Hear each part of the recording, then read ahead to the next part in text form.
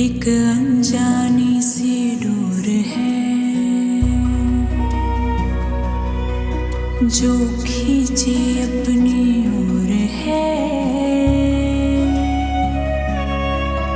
मैं चाह के भी अब चल ना पाऊं बाहर, कितना शोर है। बिन पतवार बहे ही जाए हमारी नैया जी, कुछ बोली ना ये मोर पिया जी। लागल डराए मोर जिया जी, कुछ बोली ना ये मोर पिया जी। लागल डराए मोर जिया जी। जिया रे जिया जिया रे जिया रे जिया जिया रे पिया रे पिया रे पिया पिया रे पिया रे मोर पिया रे।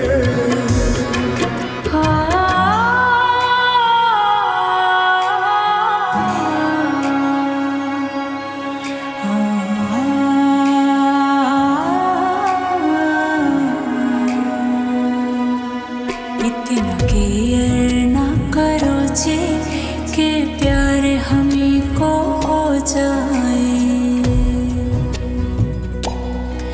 ऐसे पास मेरी ना आओ कि दिल तुम्हीं में हो जाए। एक न होई चाहत भी अलग अलग रही जी, कुछ बोली ना ये मोर पिया जी। लागल डराए मोर जिया जी, कुछ बोली ना ये मोर पिया जी। लागल डराए मोर जिया जी।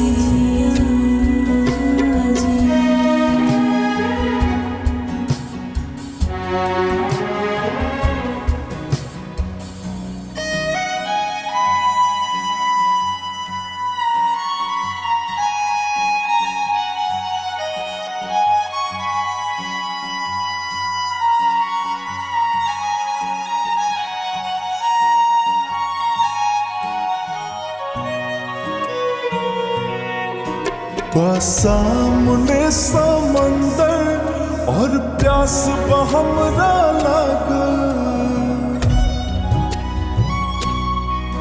बस एक इंतजार में ई रात भयखिया जागल।